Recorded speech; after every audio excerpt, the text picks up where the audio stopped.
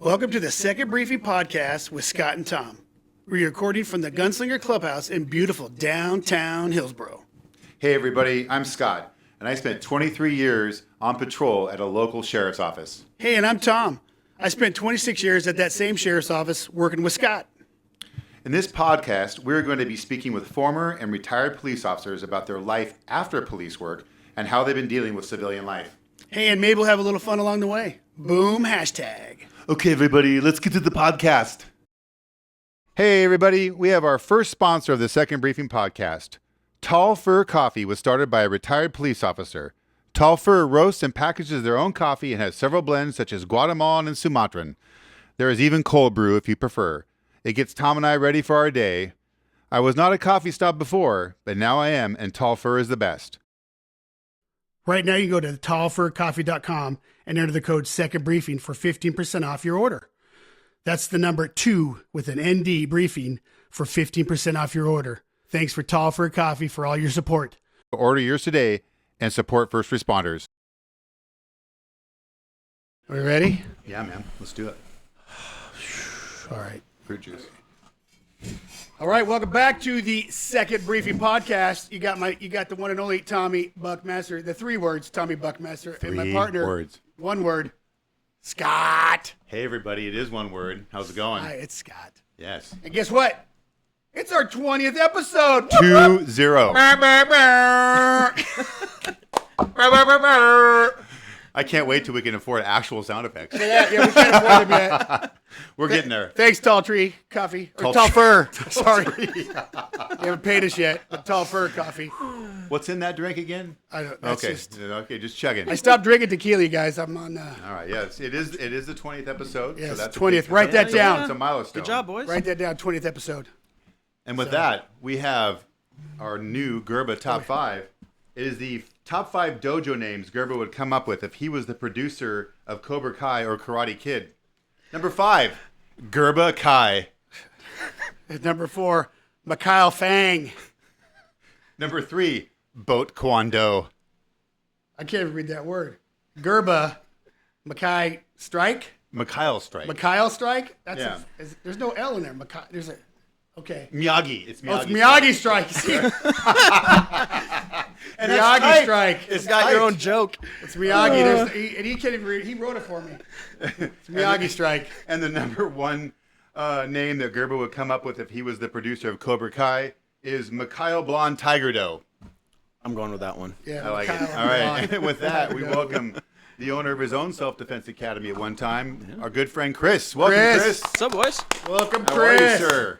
Another beautiful day in paradise, Oh, my man. friend. Looking another good. beautiful Look day. at that shiny dome. You know what? Freshly shaved just for you. Everybody buddy. likes man, the shaved dome. You know it. Well, he's from the man. future. Not me. He just needs a trench coat. And he's from the future. The thing is, like, anytime I go to like a martial arts seminar or like Yeah. a training seminar, I'll shave my head first day just like I normally do, and Yeah. inevitably some asshole will just slap the fuck out of it. Old It's school like- Benny Hill. It's because it's like it's just there. You just got to do it. It's Yeah. you know, like when you walk by your wife's ass. I mean, you just got to Yeah, it's like a good game, but up I mean, high. it's mandatory. You know. Yeah. It's a good game. So it's an invite then. Yeah. Okay. It keeps marriages healthy. You know? Yeah, that's fair enough. I'm a marriage Yeah, family fair enough. therapist. You know. I'll give it. Yeah, I'll give that up. So Chris worked with us for how many years were you at the sheriff's office? I was at the sheriff's office for 8, Yeah. law enforcement total for 13. Okay.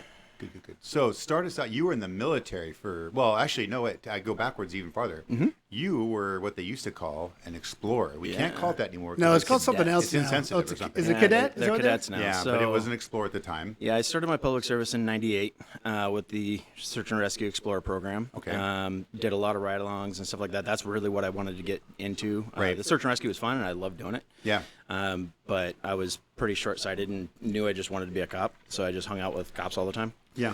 Then I went over to Hillsboro Police Department and was a cadet with them until I graduated high school. And a couple of the guys over there, I'll call them both out by name, Justin Hubinet and Stephen Beaver, two very influential mentors for me at that time. They definitely hooked me up and told me all about the Marine Corps. And then 9/11 happened. Thought I was going to join the Army. Went in there. They tried to give me some bullshit job that I didn't want. And Was it a nurse? Nah, it was. I don't remember. They tried to do that to me. I don't remember what it was, Why don't you but join it the was. mass I was like, unit? I wanted to be an MP canine handler. Yeah. And he's like, well, that's that's not available to you. And it was like end of September, beginning of October. So I knew the boat spaces had just opened up. And so I called his bluff on it. I was like, well, if you don't give me the job I want, I'm going to go next door to the Marine Corps. He goes, go for it.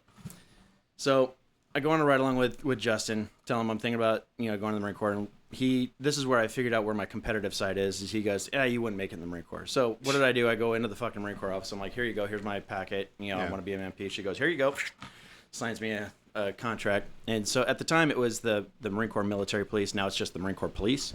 Right. Because they've changed the structure of how they do things. From 2002 to 2006, I was active duty Marine Corps as a Marine Corps Military Police canine handler. Got out, got hired at the sheriff's office, got presidential recall orders, and so they moved me to a reserve status at that time. And I was a paid reserve, so I was basically the commander's paper bitch. I just basically ran errands for the commander all the time. And then... did you say where you were stationed? So initially? I went to boot camp at MCRD San Diego, and then I Okay. got stationed there as staff. Talk Okay. about a shit move, right? Because I went back to the same place I went to boot camp with, and all my drill instructors were still drill instructors by the time I got back. Yay. Yeah, so I got to run into them as staff. But I actually became, pretty good friends with a couple of them. Okay. They became really influential mentors for me. Good. And so got out, got hired at the sheriff's office, doing the paid reserve thing, getting ready to go back to the Marine Corps for a year. When I went back, I was supposed to go on a deployment, but they found out that my best friend and I had already been hired as civilian cops, so they said, hey, you're going to go back over to the military police department and be a trainer and traffic enforcement. And I was like, okay. So I went over there and did DUI enforcement and traffic enforcement part-time, and then the other part-time we did training and stuff like that. You worked on a base then. Yeah. And Garrison that one stuff. was at Camp Pendleton, which is the Marine Corps' largest installation. Yeah. Right. We got like a couple thousand miles worth of roadway and highway speeds, and somewhere Jeez. between, I think during the daytime you get up to right around 80 to 100,000 people on base. So I mean, it's being at Camp Pendleton is like being the LAPD of Marine Corps Military Police. Yeah, it's big. It's very big Yeah. and How- very busy. What's the population of the Marine Corps base with all the wives, relatives, kids? And all Like I that said, stuff? about 80,000. Jeez. Because I mean, we got all of 1st Marine Division there. You have 3rd Marine Air Wing there. You've got freaking recon units. You've got all the supply units. Everything's there. It's a fucking huge base. It's like 700. It's about the same size of this county. It's a very large base. Yeah. Yeah. That's ginormous. Yeah. And then So got you out did and that got for hired how back long? on. Okay. So I did that for all of 08, and Okay. then got out again, and then got back on with the sheriff's office full time, and then started the academy process and Right. field training and stuff. Yeah. Okay. So you were hired in 08 Mm-hmm. at the sheriff's office. Okay, and then you went through the training stuff. Yeah. And what coaches did you have? Do you remember? Yeah, I had. Do you want to name them or what? Yeah, I had Jamie Halford, Erica Wagner, and Jeremy Braun. Holy moly! With a couple Shoot, substitutes in there. Yeah. Yeah. A couple All good substitutes were coaches, like yeah. Brandon Great Talbot coaches. was a substitute once or twice. John Christensen, Joey Yaz, Brandon Talbot, and all of them Yeah. were amazing coaches to work with. I loved every single one of them. Yeah, no, those are good ones. Yeah. Yeah, and my last phase was with Braun, and that's where Oh. we really got into it. I with- can only bet. imagine. Yeah, I bet. Yeah. Yeah. And Braun became a very influential figure for me. And so when he had his incident, I was in the middle of teaching a Muay Thai class, and I just remember seeing the text message, and I froze, and I didn't have anything to. I couldn't teach anymore. I actually had to tell someone else to take over because I was just blown away. Yeah. Yeah. And and we got to talk quite a bit during his recovery. And we still text back and forth here and there. So Yeah. he's a great man. Yeah. I picked up his book and I'm just starting to read it. Oh yeah, I got to get that. Yeah, it's good so far, obviously. But Him and Joy are such amazing humans. yeah, you start reading that stuff and you just can't help but think what an amazing journey they went through, and it's yeah. it's crazy. But so you went through that. You got the went through FTEP. I know one of the special teams you were on, but besides K9, did you do anything else?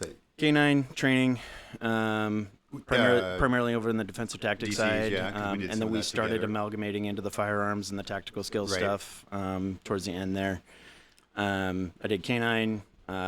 I had recruits every once in a while as substitutes and stuff like that, especially as K9. And I took a lot of reserves and did reserve field training officer kind of stuff with them. Right. Let's see. And then I just took a lot of overtime. I was kind of like an adjunct, traffic guy because I would take so much DUI overtime. So, yeah. I was taking the DUIs. car. I hate DUIs. Loved them. Oh my goodness! Did Too you much ever paperwork. You were never a DUI instructor, were you? No. Was that something you wanted to do? Yeah, I did. I went to A-Ride. Okay. I just didn't go to the DRE course, and there was that was a lot of just lack of faith in myself. Right. Yeah. Tell me about K9. Now you were on that for what, over 5 years, right? I think it turned out to be 3 by the time I It retired. seemed like it was longer than that. Yeah, I was gonna say, did you do that whole career? It seemed like that. Seemed like you're always on it. Getting on K9, well, because I was always going out with him and doing training with him, a lot of it. Because you were the quarry a lot. Yeah, Kevin. Yeah. I mean, Kevin figured out during the academy that I knew how to catch dogs, and then we started talking about my time training dogs in the military and my deployment with the dog and stuff like that. And so they had me go and usually work dogs, from the bite suit quite a bit. Right. Because it actually, the trainer is actually the decoy. The trainer is not necessarily the handler. The handler modifies the behavior. Right. But it's the decoy's job to elicit the behavior that you want from the dog. And then monitor that behavior. So if you want something more from the dog, you've got to act in a particular way to get that behavior from him. And then the handler's job is only to modify that behavior, like correcting it if it tries to go in for a second bite, or if it's being sheepish, or whatever the case may be. Cheap shots. Yeah, cheap shots Yeah. like my Bite first me in the dog. ass. Yeah. Take my phone out of my pocket. Yeah, like my first dog, Gunny. He was a cheap shot son of a bitch. Cheap shot artist. Oh, Cheap he shot was- artist. Yeah, I had to keep a very close eye on him. He tagged a Tualatin guy during a track one time. I hated No, those dogs. yeah. Fucking dogs. Yeah, but Don't get between them. yeah. So Handling the Canine dog. was fun, but that was also the kind of the beginning of the end of my career too. Yeah, and I know you and I have talked about yeah. that, and we'll get into that Yeah, in sure. a minute. But so I know you probably have a ton of fun and stories, but I threatened this before Hanging out we with were- you, yeah. Oh God, yeah. So one of the things that Did he go watch the fucking Shield with you too? no, fucker? No, we went and watched End of Fucking Watch invites It. everybody to Oh watch my the God. Shield, but never invited me. well, that was before Chris came on the scene. Yeah, I actually had already watched that when I was in the Marine Corps. Yeah, Son of a bitch. Yeah, Still can't get over that. Tom's so angry. He invited everybody but me. I still got the box DVD. I've seen it, but I mean, he comes to my house at Super Bowl parties, but hey, you can't come watch the Shield at my house. I never said he couldn't come. He just didn't invite me. I didn't know anything about it until like during one of these episodes. So Tom's angry. So yes, This is Tom's Angry angry. Tom this now. is the- Hashtag kill Gerba. we're gonna kill Gerber now because Tom's Fucking angry. Gerba. Oh my God. He was Now probably it's there. Gerber's fault. Was it Gerber there? No, Gerber wasn't there. Oh, thank God. Oh my Gerba. gosh. I don't know what happened. Can you tell me what happened, Chris? No, so there was this event that happened because of you. And it was kind of a sensation, or at least a local internet sensation. I know exactly where the fuck you're So going with this. when Chris was an explorer, he thought I posed died for a this out. photo. I wish I had the photo. I don't have it anymore. Good. Somebody out there has it, so someone can send it to me, and I'd be happy to post it at some point. And Is it on the internet? no, it should be on the internet because it's amazing. You know when people they go on their side and they kind of post like this? Yeah. It's like He glamour was in shots. full. Yeah, it was a Yeah. glamour shot. It was a Yeah. full-on side shot, model pose. Was he of laying Chris. down? Yeah, It was. And he was in. It was this kind of thing. Yeah, and he was on his side. Yeah. Was he in like a Speedo? No, he was in his explorer Yeah, uniform. Oh. this is my mom's idea. Just Yeah. full disclosure. I love you, Mom, but you know Thank what? you, This is Marie. her fucking goddamn idea. Yeah, it was. God bless her heart for doing it because it created a lot of fodder for Boy, Chris. fucking did it. Oh. It created so much that Claudia made me a full fucking calendar out of all the pictures from all the guys that got Shit. put up on Should have Facebook and crap. contacted her before this podcast. There you go. Yeah. Anyway, what happened was people started posting. I think there's a gentleman by the name of Matty P, who still works there, that might have helped start this whole thing because he's one of these type of guys that does a lot You of know who leaked tomfoolery. it? He's now a state trooper detective. Oh, you mean yeah. Josh. Oh. I think the other one. Oh, you're the Marine buddy. Yeah, the one yeah. I brought up from Camp Pendleton. Yeah. Yeah. So yeah, he's the asshole who found that picture, leaked it to everybody, and then it just went absolutely batshit crazy. Yeah, because I remember people started posting it on Facebook when I had it the first time. Yeah, I can't Yeah. find And it on the internet. anyway, so we called it greening. It was hashtag greening and all these other things. So we would do it, and a bunch of us were down. Aaron C, Johnny K, Yep. myself, some other people. We were all down. Oh, it was Matt. Matt. You know what I'm talking about. Matt. Yeah. We were all down in Wreck-It Las Ralph. Vegas. Yeah, and some other people. We were down there, and I can't think of his name. He was down there too. There was a bunch of you fuckers. Yeah, and we were down there, and we all sat in front of the MGM. Yeah. And we were in front of the fountain at the MGM hotel. Everyone and was we doing all it. did it. We sat there and posted it and put MG and hashtag greening. Oh, You yeah. know, so everybody was doing it, and it was really funny. Oh yeah. Yeah, because See, I think I've heard of it. I never saw the picture. so I didn't realize it was his mom's fault. Yeah. So he gets to blame his Yeah. mom for that. She wanted a picture. and I want to thank her Now for I it. want to see that picture. Thank you, Chris's mom. Yeah, thank you. I never saw it though. Yeah. But you Thanks, could Mom. email it to me. Yeah, yeah. I probably have that fucking do photo. I'll look for it. And I'll find I'm it. sure I just you tried to will. Google I'll find it. I'll I'm find sure. it. I'll find it sometime. It'll be on here. the YouTube clip. I'm sure. Yeah, Yeah, somebody put it on our what do you call it? Yeah, send it to us. Yeah, Yeah. we can put it on But, this episode. Yeah, it was actually hilarious. Everybody picked it up. It was all over the place for quite a long time. It was a fun little morale I'm sure there's some booster. screensavers too. I bet a lot of screensavers. Oh yeah. Oh god. It Yeah. it almost became was like the so- It's like Hasselhoff. the David Hasselhoff. Yeah, Like it's that. almost He like the was so Hasselhoff with young. puppies. I mean, that's how embarrassing that photo is to me. It's And he like was it's so- like the Hasselhoff with puppies. Because he hasn't really aged too. You still look young. to me. Thank you. I appreciate And it. but he was so young then. He looked like he was 12 in that photo. I was I think it was like what 14, 15 Oh, at the time. God. So It was That could be a amazing. crime almost. See, I don't have that photo, but I have the So ones of bad. us doing it in different places. It was just hilarious. But besides that story, what good police stories, funny stories from your several years, whether it's canine stuff, teaching, riding around with people. Jay Braun and I got into a. I was on FTEP, Yeah. and it just turned into the longest fucking day. I think that was like a 22-hour shift. He loves the overtime. Yeah, he does. Yeah. And that actually was before we had safety clause. So we literally yeah, just got there's like no a way couple you're hour done. nap Yeah, before we. and go right back to work. Yeah, I mean, I think that was the one time I used the sleeping room in the locker Yeah. room. As disgusting as that thing is. The bed bug room. Yeah, it's disgusting. Anyways, Sweat bed. so this lady calls. She says, "Hey, I'm subletting my apartment to these people. I think they're dealing drugs." And through some very creative wording, we end up finding a lot of dope. And then the dope team guys come out and they're like, "Yeah, you have absolutely zero legal right to be looking at any of this. You guys have violated so many fucking laws. Are you fucking kidding me?" And we're like, "Oops," and no offense to Braun, but it was like one of those like, there was times I was like, I don't know that we're supposed to do this, but you're also the boss. I'm Yeah, I'm not gonna say nothing because I'm learning. right. Yeah, I'm I'm like, not gonna tell You're in you. charge. maybe I haven't got a full grasp on this whole search and seizure thing yet. Anyways, so he ends up using his Pack Pride card to pop a lock to check on furniture in this, apartment room. Oh no. And we found all this meth and a stack of laptops. And he's like, start taking pictures and seize all the meth. And then we'll leave him a property receipt. Like, hey, we showed up, stole all your meth. See you later. Broke in. Yeah. This is a burglary. So we leave that. So Sergeant Nelson, she was a mentor of mine when I was in the Explorers. So she's known me since high school. She calls and you guys remember her, she was a powerhouse. Oh, yeah. So she is like, "Are you fucking kidding?" And she is lighting Jeremy up. And then I'm just kind of like sitting there, and she goes, "And you should fucking know." I'm like, "Yes, ma'am." I was like, it's like, okay, But you don't talk back to your coach. right. That's rule number one. Right. Yeah. And so we get done with that, and he goes, "Well, I guess you got some creative writing to do." I'm like, "Motherfucker, all right."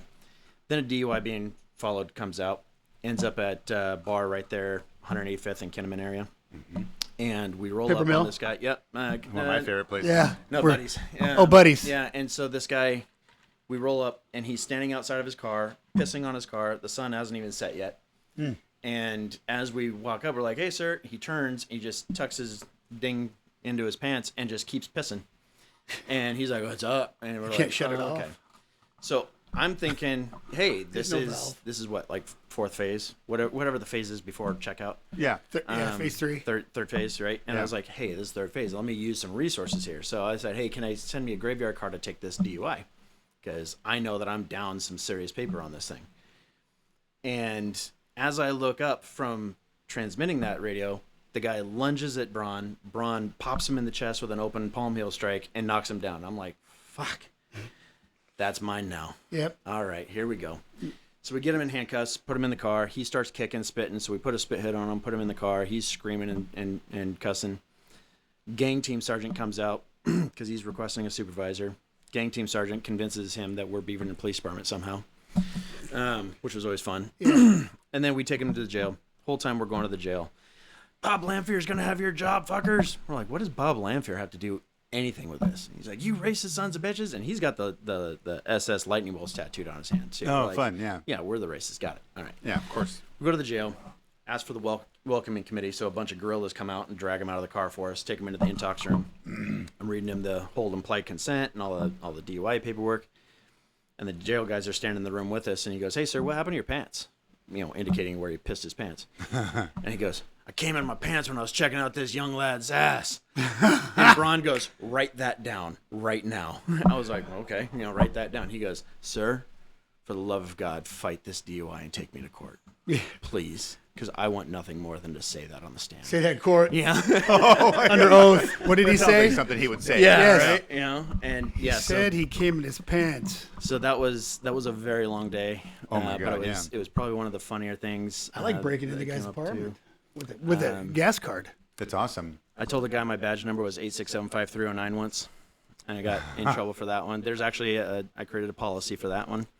Oh. Yeah. So B. Raj and I were up at the motel up there off Park. And, Oh, yeah. Your favorite. Scott's Yep. favorite. The lamplighter. Oh yeah. Well, it's So- now the what's it Roadway. called? The roadway. Roadway yeah. Inn, yeah. So there's a 911 tower behind it, and dispatch said there's a Yeah. homeless encampment on it. So Right go next get to 'em the out. Sunset Strip. Right. It's gone now. Sunset? Isn't it Yeah, gone? it's gonna be. It's gonna be if it Oh, hasn't okay. already. Yeah. It's They not sold open it. anymore. I don't think. That thing Mark was told me basically they just sold a it. brothel. Yeah, because Beaverton's going to annex it at some point. Oh, imagine that. Weird. So we go back there, get the homeless encampment out of there. We're walking down the back side of the hotel, and this guy on the lower level's got his window open, and he's lighting his meth pipe. I'm not a dope guy. I don't give a shit. Like, I will get you for anything else. I don't care. You put that shit in But your system all B-Raj, you on the want. other hand, B-Raj is that's what made him a great district partner. Everything I hated, he loved. Everything he hated, I loved. So we worked really Yeah. well together until we got banned from working in district together. And this is where it started.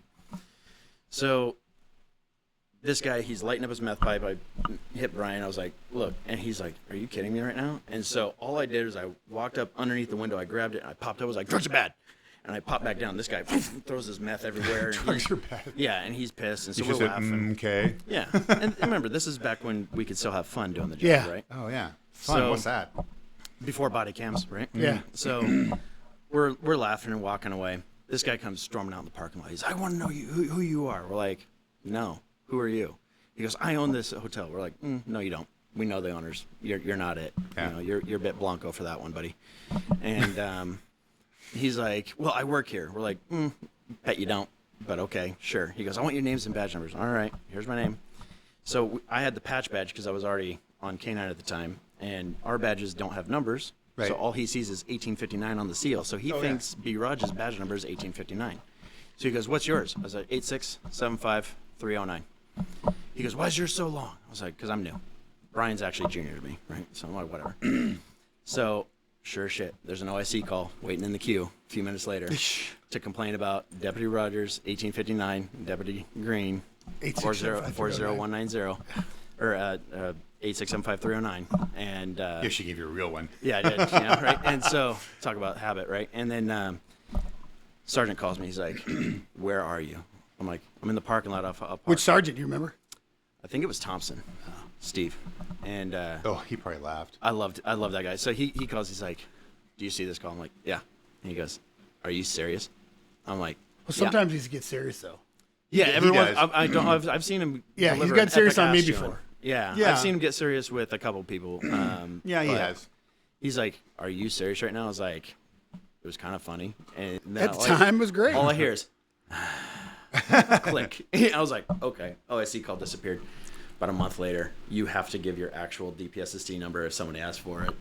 Oh, red geez. line policy. Oh, my God. So, yeah. That's awesome. Yeah, and then the straw that broke the camel's back on Brian and I was we were down at one of the strip clubs in that same district, and Pussycats? Brian's wanting Canyon, Kenyon Road one. Yeah. Yeah. Well, they kept changing the name of it. Or no, BHH one. Oh. Across from Target, right? And The Dolphin 8. so there's somebody, they got their trunk up, male and female, and they're digging into that trunk like they're trying to get the spare tire out. So we go start walking towards them because Brian's a dope guy. And this place is known for dishing out dope. And the girl starts walking away. And I recognize her from a previous traffic stop, like a month or so later, with a very well manicured former drug dog deputy, who's now a sergeant. DD. So I'm like, hey, could stand for so many things. I recognize her from a traffic stop where we found dope. And Brian's like, whoop, he gets all excited. So the guy slams the trunk, starts walking away. So Brian calls out the plate, runs it real quick. This guy flips out about us running the plate. And he's like, you can't do that. I know the law. And, typical crap that people give you. Street lawyer. Yeah. And I was like, look, sir, you have no reasonable expectation of privacy. Your license plate, it's a privilege to have it. All this other things. It's property of the state. And I was like, there's case law that specifically says that we have the right to run plates whenever we want. Sure. And she has now showed back up. She goes, yeah, I know what case law is. I was like, is that because you're stripping to pay for law school? And that got me another complaint. 2 angry bald deputies behind said club are, being rude to the dancers. And so after that, Brian and I were banned from working the same district together. Just banned. Oh, my God. Please don't let them work together. Yeah. They tried putting us in neighboring districts, but, that didn't work because then we would just float over to the other district and start jacking stuff up with each other. And, Oh, my God. Yeah. That's funny. Then they put him in the 2, me in the 4. Yeah. But then there was a call in the 3, and we wanted to work together. Yeah. We both went to cover. Oh, my gosh. Crazy stuff. Yeah, I mean, I was very blessed to have an amazing career. I was glad to be a cop when I was a cop, especially with the hindsight of 2020 and looking at what the profession is now and how things are going at the agency now. Yeah. And hearing from my friends who are still in, I'm glad that I got to be a cop when it was still fun to be a cop. Yeah. We could still kick over rocks and get into stuff. Do police work. Do our own investigation. Yeah, do good police work. Yeah. And so I struggled with retirement significantly because I had made it my identity, as most of us do. Right. And we'll talk about that later. But, I'm grateful to have the career that I did because all of it, between the military and law enforcement, it's primed me perfectly to be the therapist that I am. Yeah. So Absolutely. Because unfortunately, there's a lot of pratfalls in the job that you run into, whether it's seeing dead bodies or dealing with people at their worst. I mean, we're just, you experienced both, and we've talked about this in the podcast before. I keep wanting to say padcast. Padcast, yeah. I got pad you thai. can't I pronounce don't know what's wrong with me. He loves his pad thai. But, yeah, and I'm not even a pad thai guy I most know. of the time. But I'm from Boston. Padcast, yay! But anyway, so it's like we talk about that. Where it's the military. You get that really big thump at once. Where the police is that death by 1,000 cuts. You get the little traumas. Sometimes you get big ones or bigger ones, but the little ones over a period of time, that death by 1,000 cuts. But both of them, you're going to get the PTSD. Yeah. I'm not going to say one's different. They're both different ways. Yeah. And you've experienced both, obviously, and it's something that you have to, getting into either one of those professions, you have to be ready to accept that, and also know that you've got to have different coping mechanisms, which I know that you have learned a lot in your not only being in the military and in the police world, and also now in the therapy world. That you're going to touch on later on. Yeah. What was it? And I know you and I have talked about this before a little in depth.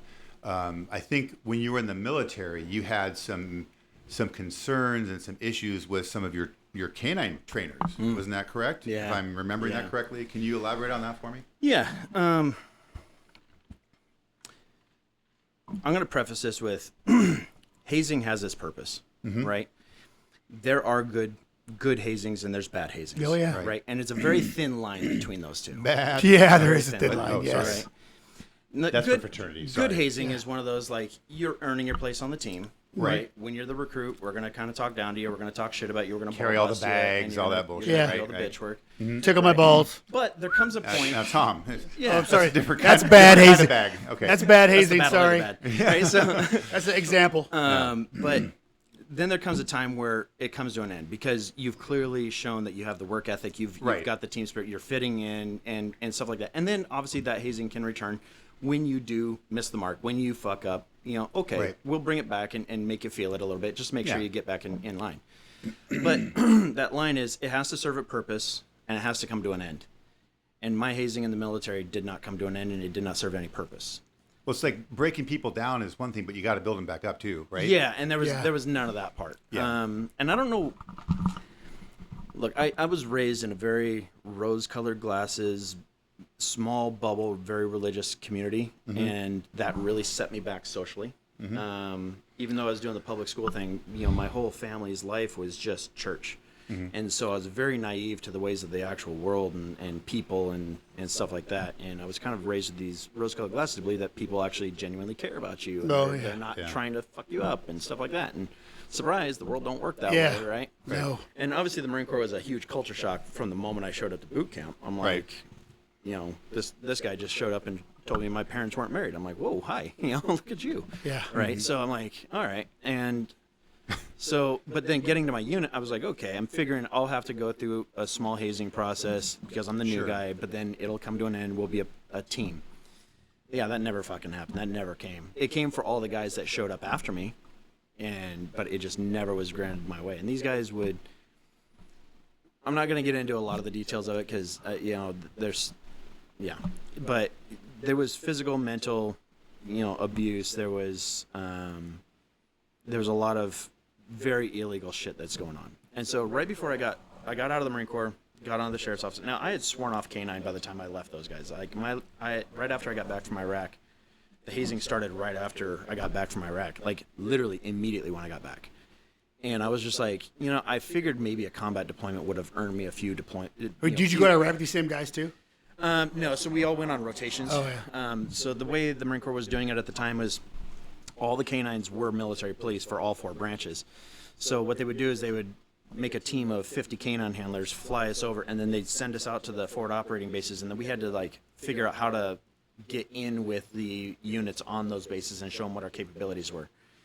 After I got out of the Marine Corps in 2008, infantry and special operations had finally integrated their own K-9 program, and so they weren't borrowing from the military police anymore. And so where the hell was I going? Oh, so I go to Iraq, and I'm thinking, okay, maybe a combat deployment has earned me some points with these guys. It didn't. I got back, and one of the guys was working in the armory when I got back, and I give my rifle. It's dirty as shit. Like I've just spent a week in the sand, in Al Asad, where it's just sandstorms all day, right? And he's like, we need to clean this. I'm like, dude, my family's outside. Can I come back on Monday and clean this thing? I mean, it's not going to get checked out. It's not going to be used anytime soon. So let me just come back and clean it. Fine. Hey, just so you know, don't get too comfortable because you're going back in 2 months. I was like, fucking 10-9? And he's like, yeah, you're going back. You're going to take my orders. I'm like, I just got back. There's a law that says I have to be back for at least 6 months before I'm even eligible for redeployment. He goes, I don't care. You're going to take my spot because I got orders to drill instructor school. I'm like, and so I'm still wired. I'm still all jacked up on Mountain Dew. And I'm like, there's no fucking way. And so go and spend some time with my family, stuff like that, get back to the unit, and it just, like it never fucking ended. Is it just because these guys outrank you or what? They outrank me, but they're just dicks? They're just malevolent dicks. I mean, there was 3 of them, and they were really good friends, and they all enabled one another and stuff like that. One was more the heavy hand, the other one was more the psychological, and the other one was more just the power structure side of it. So when I got recalled in 2008, I get a copy of the Marine Corps Times. Come to find out, 2 out of the 3 of my abusers are now in the brig, which is military prison. Yeah. And I'm like, what happened? Wonder why. Interesting. So come to find out, when they were on their tour as drill instructors, they started abusing recruits. So I go back in the Marine Corps, and I get a little snoopy, and I start looking into stuff, and I figure out why exactly they got fired for abusing recruits. Now, it doesn't take much to get fired from being a drill instructor for abusing recruits. Like, it's a very very delicate job. Yeah, back then, as a drill when you instructor. went through it Yeah. was different than I went through because you couldn't do shit. Probably, Yeah, I mean, right? even like by then it was pretty soft-handed. I mean, I was at the depot as staff when my brother went through, and there was things that my brother's drill instructors could not do to them that my drill instructors did to me, and that's only a couple-year difference. Yeah. Yeah. We had, I heard that stress cards. Like when I went through, you could fucking pretty much do anything. That's still just. I think that's still just the Army. Yeah. that does that. I didn't have stress cards. They could fucking do anything they want to me. No, but like there was one they did called deck toweling, where you take like hand towel. The drill instructor would take a hose and basically hose the floor, and everybody'd have to like bear crawl and push these towels to mop the floor. Yeah. They can't do that anymore. They couldn't, do like consecutive smoke sessions and stuff like that. Anyways, so I read what they did, Smoke is and PT. when I read what these guys Push-ups. did to get put into the brig, I was like, that's it. That was a light day for me. Yeah. And it was one of those like it was the classic abuse cycle. It was isolation. I was not allowed to hang out with any of the patrol guys or any of the SWAT guys. It was K9 only, and I was the lowest ranking person, so I couldn't hang out with anybody. They broke me down to a point where it's like, you can't do anything outside of this team. You don't air your dirty laundry to the team. If you air to the dirty laundry to the team, you're going to pay for it. And I had been overheard talking about team dynamics with some of the patrol guys. Boy, did I get it later. They would take me down to the Marine Corps Martial Arts Dojo for training, which basically means I was just a human punching bag, stuff like that. It was bad. And so basically, when I read what they did to get thrown in the brig, I was like, that's all it took? Are you fucking kidding? And so I was a bit pissed about that, but I just figured, all right, karma got back to Yeah, it. at some And point, so- yeah, they got it. The problem is that PTSD is a strange little devil, and that it doesn't. So you have your conscious brain, you have your subconscious brain. Your subconscious brain works completely off association. And so when something reminds us of something, we will, if you look like someone who abused me or hurt me, right, I'm going to naturally be far more skeptical of you and far more, off-puttish with you, just because my brain's telling me that guy's dangerous. No, you're the sweetest human on the face of the planet. But, like my logical brain can't you catch up with associate that. it with that right? memory. Yeah. Because that survival brain is going, no danger, motherfucker. Right? Yeah. And so I got on the K9 team at the sheriff's office. Now, all the guys cared about me. They all wanted me on the team. They asked me to put in for the team. I had put in a lot of good work for them as a decoy. And I love all those guys on that team. They're amazing guys. And so I got on the team, and what my brain did was it immediately associated members of the team with my abusers. And so what would particularly, happen? wasn't it one of the instructors? Yeah, it was kind of the top three at the time. The sergeant, okay. the sergeant, the trainer, and Because the trainer was also, if I remember correctly, a Marine. no, well, he was becoming the trainer. The other trainer was Oh, the he Hawaiian wasn't. one. Okay, he wasn't the full trainer. Yeah, at the the, time. the, Okay. the trainer at the time was the Hawaiian, right? Gotcha. Oh, yeah. Okay. Yeah. And they wanted me to genuinely be a good canine healer. They wanted Right. me to be a good cop, and they were genuinely trying to help me do that. But my brain could not put those two things together. So what would happen is they would give me constructive criticism, trying to make me a good cop, but my brain's going, oh, the pain's coming. Here comes the beating later. Here comes the beating later. And when the beating never came, what would happen is like, oh, it's just going to get worse later. It's just going to get worse later. Then the negative self-talk is like, now these guys must really hate me because I can never get this, and all these things, and I got this problematic dog, and all these things are just swarm around my head. And you don't know what you don't know. I don't know that I got PTSD. Right. So I go see a psychologist. She's like, yeah, you got PTSD. I was like, oh, okay. Now that you tell me that, I can throw some duct tape on it and fix it. Yeah. You can't fucking do that. So it went unchecked for a long time. And then the real start of the fall was I went on a burglary now, and guy got home. He hears his shower running, and it's up North Aloha area. Which is where dreams Go to go die. to die. Yeah, up where by where Jamie used to live. Oh, okay. Yeah. Yep. And so he hears the shower. He's like, hey, get out of my bathroom. Homeless dude walks out of his bathroom wearing the homeowner's clothes. He's like, those are my clothes. Give me my clothes back. Homeless guy goes, boom, just drills him. And, now the fight's on. John C. kicks the door, boots in there. That guy bolts out the back, out the patio, over the rail. I'm hot on his trail. He goes into the that wooded area where all those deer trails are, right off 185 area. Yep. Right. And so now I'm tracking through grass that's up to my chest and blackberry bushes and a bunch of other stuff. And my dog is a bitch when it came to blackberry bushes. He just wouldn't go through them. Hey. So we end up finding another way around. We go around, and now I'm tracking, and I've got two absolute studs, covering me. Both of them are Army guys. Both of them are combat vets. Clay and why is his name escaping me? Because I got brain damage.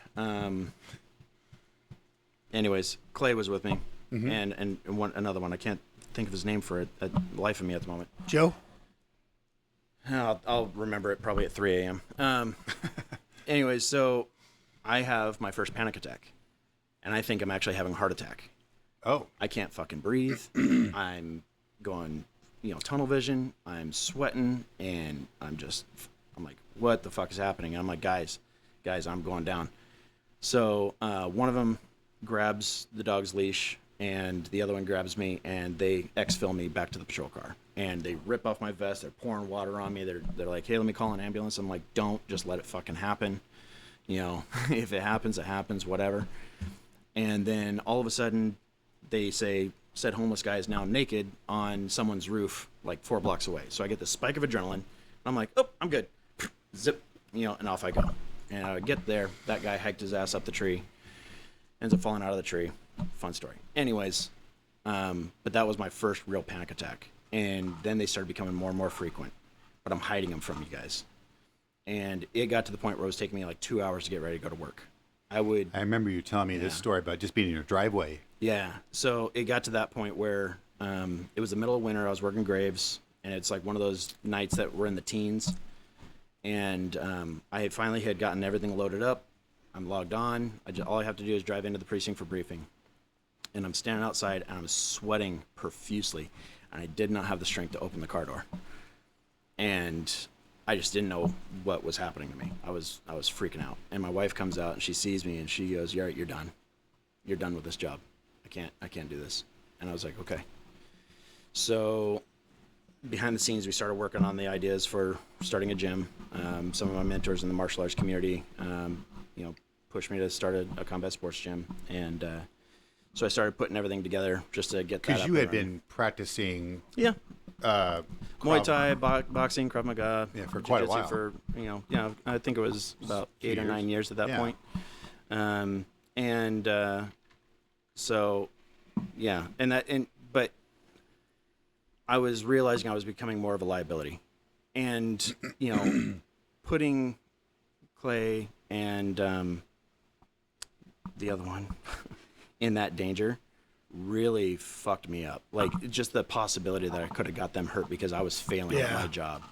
That fucked me up so fucking bad. And then there was other times where got called out to go do a TNT thing with my dog, and then went out for other stuff. And internally, I'm freaking out, and I'm doing everything I possibly can to keep you guys from seeing it.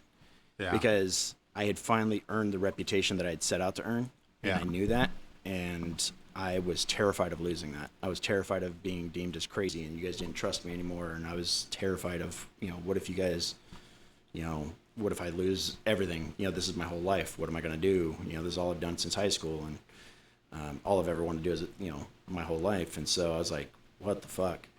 And so, yeah, it got really bad. So I decided to retire. And so I retired, started the gym, and that kind of quelled it for a little bit, but then it reared its ugly head again. Mm-hmm. So, yeah. Yeah. And that's really important that you figured that out, because I know you had talked to some people and you finally figured out that the connection between the military and what was happening while you were on the canine team. Yeah.